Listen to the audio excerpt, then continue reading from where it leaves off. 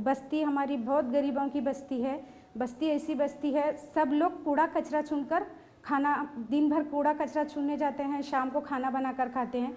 जब प्रेग्नेंट औरत रहती है तो उसको इतनी दिक्कत आती है, जबकि वो दिन भर चुनने जाती है, लेकिन शाम को आकर जब खाना बनाती है उसको दवा खाने को जाने का तक वक्त नहीं रहता। वो बोलती नहीं, मेरे को टाइम नहीं है, मैं किधर जाऊंगी, मैं मेरे खुद का सोचूं, पेट का सोचूं, क्या मैं बच्चे का सोचूं। खाना नहीं है, पेट में बच्चा है, लेकिन खाने का तो सोचना चाहिए। तो मैं क्या कर सकती, मेरा आदमी तो पीने खाने वाला है, ना ही वो कमाता है। मैं जब तक काम नहीं करूंगी तब तक मेरे बच्चों का पेट कहाँ से भरेगा। पति उसको 2 वक्त की रोटी तक दे नहीं सकता, तो वो औरत बच्चा किस तरह से पैदा करेगी।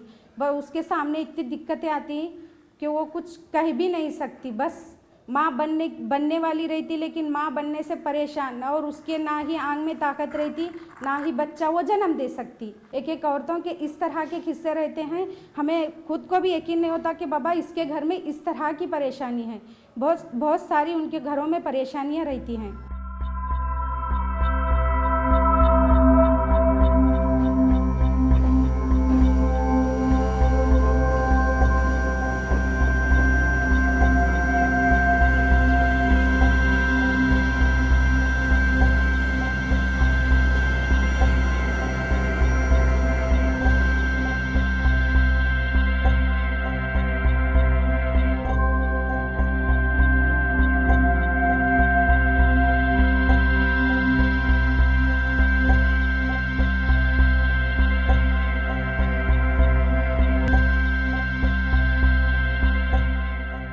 सोलापूर शहर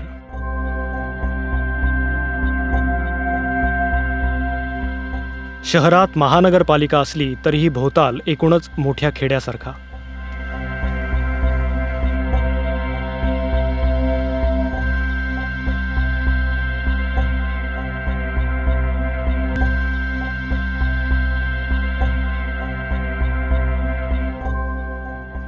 अठरा पगड जाती जमातींचं सोलापुरात वास्तव्य आहे।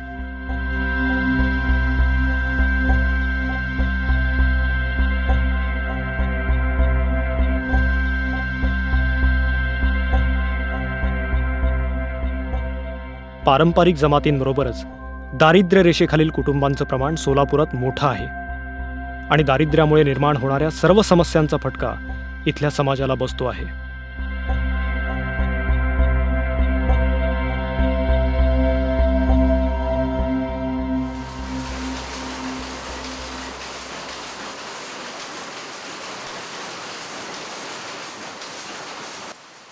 इतिहासात डोकावलं तर एकेकाळी सोलापूर शहर हे कापड गिरण्यांनी आणि त्यातून उभ्या राहणाऱ्या आर्थिक व्यवस्थेतून समृद्ध असलेलं शहर होतं।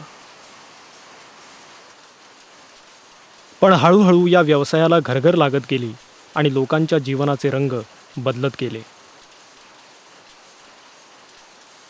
बेकारीमुळे निर्माण होणाऱ्या आर्थिक कुचंबणेपाठोपाठच आरोग्य समस्यांची वीणही घट्ट होत गेली। एकूणच जीवनमान खालावत गेलं। प्रश्न फक्त आरोग्याचाच नव्हता, तर बेबंद पुरुषप्रधानता, रूढी परंपरांचाही होता। आणि या सगळ्यातून शहरातील स्त्रियांच्या आरोग्याशी खेळ होत होता।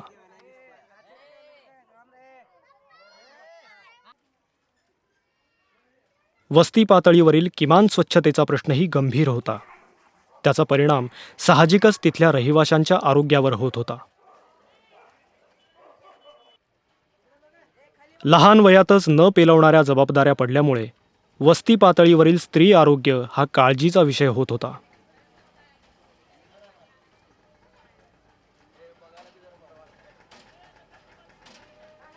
संसाराची बहुतेक जबाबदारी स्त्रियांवर पडल्यामुळे स्वतःच्या आरोग्याकडे लक्ष देणं त्यांना शक्य होत नव्हतं। बहुतेक वेळ घरकामात मोलमजुरी करण्यात निघून जात होता आणि एवढं करूनही पोटासाठी लागणारी जमवाजमव करण्यात आरोग्याच्या मूलभूत प्रश्नाकडे दुर्लक्ष होत होतं।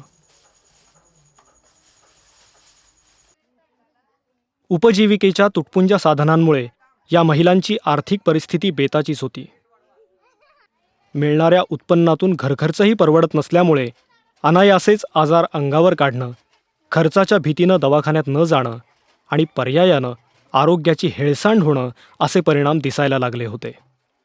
आणि या सगळ्यात गंभीर समस्या होती गर्भवती माता आणि नवजात अर्भकांच्या आरोग्याची. आम्ही भटकत राहणारे भटकी लोक आम्ही आणि इथं स्थायिक झालेलं आहे खूप दिवसापासून. आम्ही विजापूर रोड माशाळ वस्ती बहिरूपी नगर आम्ही स्थिर होऊन राहिलेले आहेत. गरोदर बायकांना त्रास झाला की नाही घरातच बसवायचे, त्यांना बाहेर कुठं न्यायचं नाही आहे. आणि बाहेर बायकांना त्रास खूपच होऊन त्यांनी अतिशय त्रास होऊन त्यांनी कसं तरी बाळातून होऊन मोकळं व्हायचे त्यांनी. आणि नाळ कापायला सुद्धा काही सापडायचं नाही, तरी ब्लेडनं कापा, नाहीतरी काहीतरी खुरपी घ्या, असं करून त्यांनी दोरा वगैरे बांधून त्यांनी बाळातीन बाईला व्यवस्थित कसं तरी करायचं. आणि बाळातीन झाल्यानंतरच 2-3 दिवसातच पडदेशी उठून घरातले सगळे कामं आवरून घ्यायचे त्यांनी.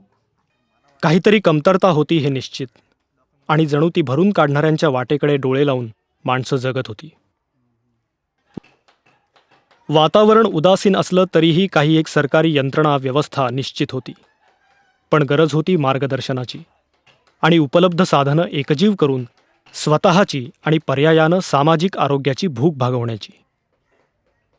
सोलापूरच्या health and auto learning organization अर्थात हॅलो मेडिकल फाउंडेशननी program for appropriate technology in health अर्थात पाथ या आंतरराष्ट्रीय संस्थेच्या मदतीनं शुअर स्टार्ट या प्रकल्पांतर्गत हाच विषय केंद्रित केला आणि वस्ती पातळीवरील महिलांच्या आरोग्याची जबाबदारी उचलली. आम्ही ज्यावेळेला सोलापूर शहराचा विचार केला आणि तिथलं सगळं प्रमाण बघितलं, आम्ही आरोग्याचं परिस्थितीचं विश्लेषण केलं, तर भयानक आम्हाला ती परिस्थिती जाणवली. म्हणून संस्थेने ठरवलं की आपण नागरी क्षेत्रामध्ये सुद्धा आरोग्याचं काम आपण करूयात. पण हे काम करताना सुद्धा संस्थात्मक पद्धतीने न करता चळवळीच्या स्वरूपात करूयात.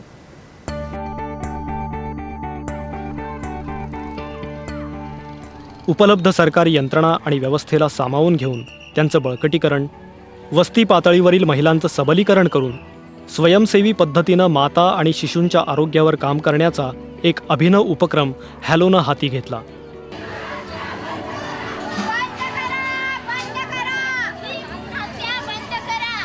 सार्वजनिक आरोग्य सेवेत लोकसहभाग आणि स्वयंसेवी कार्यपद्धती हा या उपक्रमाचा गाभा होता. यात स्थानिक मंडळं, युवक गट, सरकारी यंत्रणा याबरोबरच महाविद्यालयीन विद्यार्थ्यांचा सहभाग हाही महत्त्वाचा घटक होता.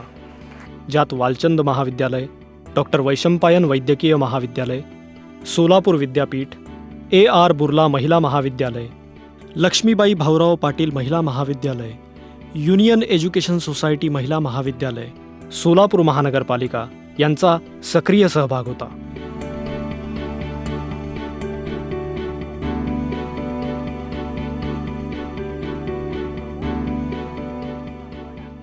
या सगळ्यात महत्त्वाचा घटक होता तो म्हणजे बचत गट. कोणीतरी देणारा आणि घेणारा न होता एकदमच बचत गटांच्या महिलांना यामध्ये सहभागी करून याला जर चळवळीचं स्वरूप आणता आलं तर ते कसं आणता येईल हा विचार करून त्या ठिकाणचा सोलापूर शहरामधला शुअर स्टार्ट प्रकल्प डिझाईन करण्यात आला. माता नवजात अर्भकाचं आरोग्य बचत गटांच्या महिलांच्या माध्यमातून, आणि खऱ्या अर्थाने हे म्हणजे आरोग्य सेवांचं लोकशाहीकरण. हेलो मेडिकल फाउंडेशन में जब बचत गट के मार्फत हमको नवजात शिशु और गरोदर बालिकाओं के बारे में माहिती देने की मालूमात पड़ी, तो हमारी समाज सेवा करने की बहुत आवड़ थी. हमारे ट्रेनिंग होते थे हेलो मेडिकल फाउंडेशन के, जैसे आरोग्य संवाद मेळावा और बोले तो ऐसे कुछ भी छोटे मोटे प्रशिक्षण हमको देते थे. तो महीने में 1-2 बार वो ट्रेनिंग होते थे, तो हमें ट्रेनिंग में जाना ज़रूरी था, जिससे कि हमने बहुत मालूमात मिलती है. उन्होंने बताया कि आपकी गरीब बस्ती में यहाँ के माताओं के लिए जननी सुरक्षा आवश्यक है. ये जननी सुरक्षा जो आर्थिक दृष्टि से भी चाहिए और उसे आरोग्य की दृष्टि से भी चाहिए. सोलापुरातील 77 वस्त्यांमधील एकूण 200 बचत गटांच्या माध्यमातून 231 महिला स्वयंसेविका काम करत आहेत.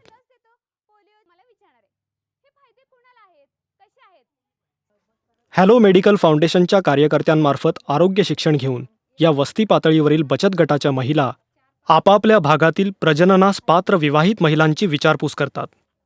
महिला गरोदर असल्याची खात्री झाल्यास तिला आरोग्य मार्गदर्शन करण्याची जबाबदारी या महिला उचलतात. एका अर्थानं तिला दत्तक घेतात. प्रथम आम्ही महिला दत्तक घेतो.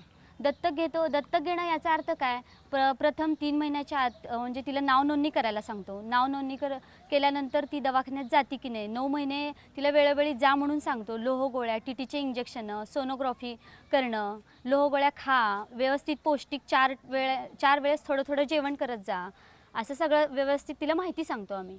प्रथम आम्ही ज्यावेळी जात होतो गरोदर माता महिला दत्तक घ्यायला सुरुवातीला, त्यावेळी आम्हाला महिला म्हणायच्या, काय हिची कटकट आहे, उगाच आली आहे ही, कशाला आली आहे, काय आमची कामं सोडून आम्ही तुम्हाला हेच सांगत बसायचं का, असे म्हणायचे आम्हाला प्रथम. पण आता त्यांना त्याचं महत्त्व कळलं आहे की दवाखान्यात डिलिव्हरी होणं आणि जाणं, गोळ्या औषधं खाणं, इंजेक्शनं घेणं, ह्या गोष्टी खूप महत्त्वाच्या आहेत. हे त्यांना कळून चुकले आता. आणि म्हणजे त्यांना असं समजायला लागलं आहे की आपण जाणं, दवाखान्यात डिलिव्हरी होणं हे महत्त्वाचं आहे, हे त्यांना समजायला लागलं आहे. फिर इसके बाद ये जन्नी और दवाखाने में नाम नोंदणी करना जरूरी. गर्भवती महिलांमध्ये आरोग्य जागृती आणताना त्यांना विषय समजून घेणं सोपं जावं म्हणून BCC कार्ड्सचा म्हणजेच चित्ररूप माहितीपत्रकं तयार करून त्यांचा आधार घेण्यात आला. आणि अशा कार्ड्सद्वारे आरोग्यविषयक काळजीचे टप्पे महिलांना समजावून सांगण्यात आले. जसं गर्भधारणेनंतर 12 आठवड्यांच्या आत दवाखान्यात नावनोंदणी, पोषक आहाराची आवश्यकता,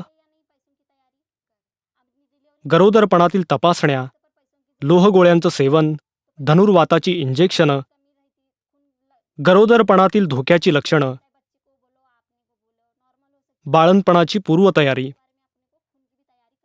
दवाखान्यातच बाळंतपण करण्याचं आणि सरकारनं उपलब्ध करून दिलेल्या जननी सुरक्षा योजनेचा लाभ घेण्याचं महत्त्व, बाळंतपणाच्या वेळची धोक्याची लक्षणं, प्रसूतीनंतरची काळजी, नवजात बाळाची काळजी, बाळंतपणानंतरची धोक्याची लक्षणं, नवजात बाळामधील धोक्याची लक्षणं आणि त्याबद्दल खबरदारी. इतक्या सूत्रबद्धपणे माहिती मिळाल्यामुळे गर्भवती महिलांमध्ये खरोखरच जागृती निर्माण झाली आणि महिला स्वतःची व बाळाची काळजी घेण्यासाठी उद्युक्त झाल्या. ही खेप कितवी आहे तुझी? त्या वेळच्या वेळी दवाखान्यात तपासणीसाठी जाऊ लागल्या आणि शुअर स्टार्टच्या आरोग्य जागरणाच्या उपक्रमाला यश मिळू लागलं. इसवी सन 2007 मध्ये 12 आठवड्याच्या आत दवाखान्यात होणाऱ्या नावनोंदणीचं प्रमाण 59% होतं. ते प्रमाण 2011 मध्ये 84% वाढलं. धनुर्वाताची इंजेक्शनं घेण्याचं प्रमाण 95% होतं. ते प्रमाण 99% वाढलं. रक्तवाढीसाठी 100 लोहगोळ्या घेण्याचं प्रमाण 32% होतं. ते 48% झालं. गरोदरपणात करायच्या 4 आरोग्य तपासण्यांचं प्रमाण 50% होतं. ते 87% वाढलं. दवाखान्यात बाळंतपण करण्याचं प्रमाण 90% 99% वाढलं. बाळंतपणानंतर अर्ध्या तासाच्या आत चीक दूध पाजण्याचं प्रमाण 31% होतं. ते 73% वाढलं. जननी सुरक्षा योजनेचा लाभ घेण्याचं प्रमाण 25% 31% वाढलं. तर 2.5 किलो वजन असणाऱ्या नवजात शिशूंचं प्रमाण 90% वाढलं. वस्ती पातळीवरील समाजजीवन, मातांचं आणि नवजात शिशूंचं आरोग्यमान हळूहळू सुधारत गेलं आणि पीडितांना एक दिलासा मिळाला.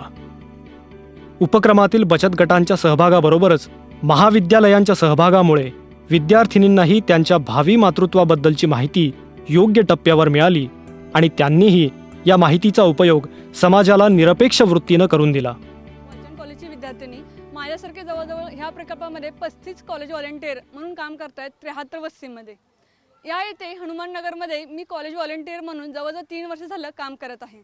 आणि हे करत असताना गरोदर मातेच्या विविध मीटिंगमध्ये त्यांना मदत करणं, एवढंच नव्हे तर वेगवेगळ्या कार्यक्रमाचं नियोजन करणं आम्ही इथे सर्वात मोठा कार्यक्रम ठेवला होता. तो म्हणजे सार्वजनिक पातळीवर गरोदर मातेची ओटी भरणे हा कार्यक्रम ठेवला होता. आणि हा कार्यक्रम सांस्कृतिक परंपरेने न करता ह्या प्रकल्पाचे जे ज्ञान आहे ते देण्यासाठी एक माध्यम म्हणून त्याचा वापर केला. हे करत असताना ह्या ओटी भरण्याच्या कार्यक्रमामध्ये या प्रकल्पातले सर्व ट्रेनिंग, मार्गदर्शन हे स्वतः शुभांगी अहंकारी आणि डॉक्टर अहंकारी यांनी ते सर्व महिलांना दिलेलं आहे.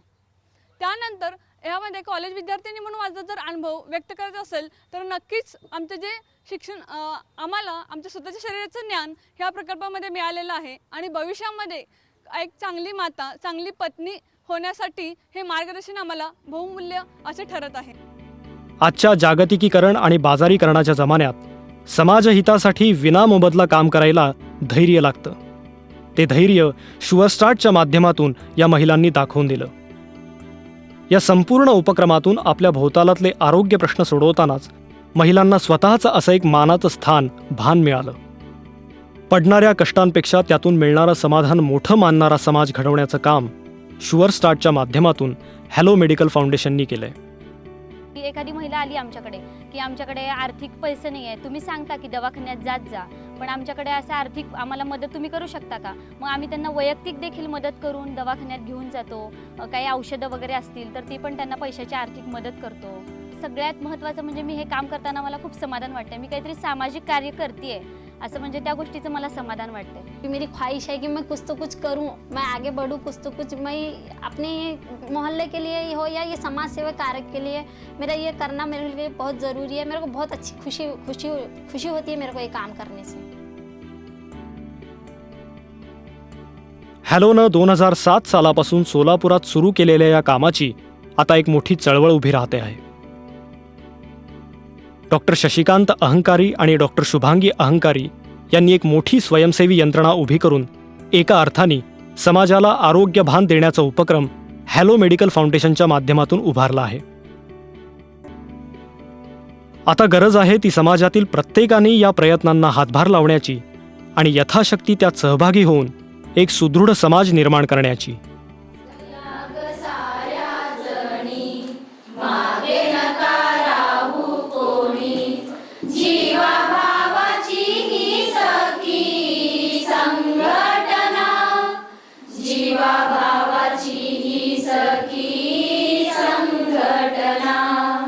कामधाम रात दिन